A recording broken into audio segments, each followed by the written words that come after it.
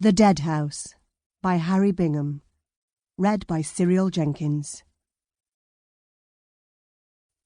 October 2014. Well?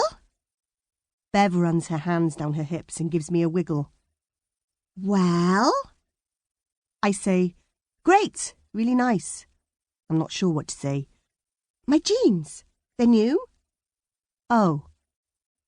Now I know where my attention's meant to be. I know how to focus. The jeans are a kind of washed-out indigo. Skinny cut, low-waisted but not ridiculous. Slim, dark leather belt, discreet scarlet buckle. The jeans are close-fitting enough that Bev's phone makes a hard, flat shape in her back pocket.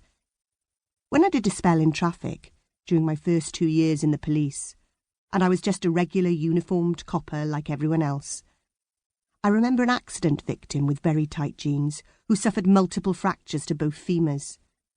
We had to cut her out of those jeans to get at the wounds.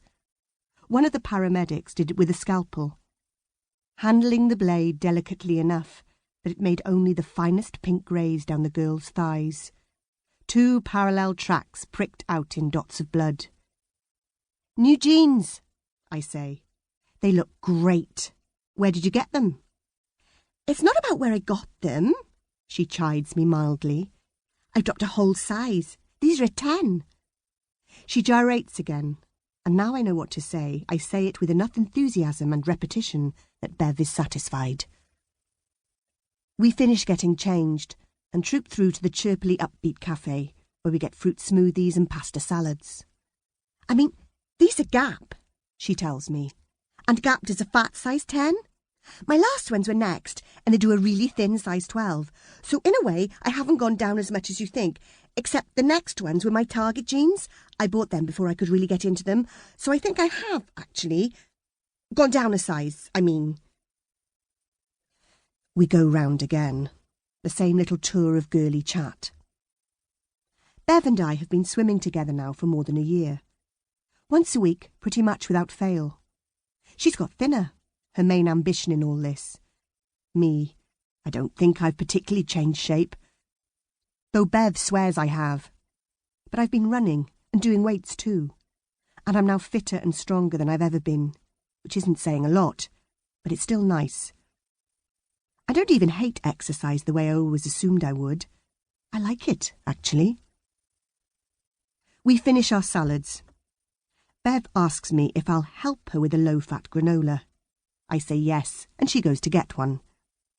As she returns, 2 men heave themselves over towards our table. Their gait has that post-gym male slowness. A slowness designed to exhibit how much they've knackered their muscles, how buff they must be underneath their clothes. I set my face into its default mode for these encounters, mostly blank, but garnished with random preemptive hostility. The men get close. One of the 2, T-shirt tight over his pecs and biceps, gelled hair, a prowling smile, says, "Well, and how are the 2 prettiest girls in CID?" I say nothing. Bev, surprised, pleased, flustered, gives some kind of answer. Stays standing, I think because she wants to show off her newly resized legs. She introduces the men to me. Ellis Morgan and Hemi Godfrey. Both coppers, both uniforms. Morgan in traffic, Godfrey in some other division, I don't know what. Everyone sits. I try, vaguely, to make nice, because I think Bev wants me to, but I'm already wondering how fast I can leave. Very fast, my normal answer. But then Godfrey says, "You want to go somewhere we can get a proper drink?" I'm thinking, no, absolutely, definitely not. But Bev is saying, "Yes, that would be lovely, wouldn't it, Fee?" and throws me her female solidarity look hard enough that it's probably sticking out between my shoulder blades.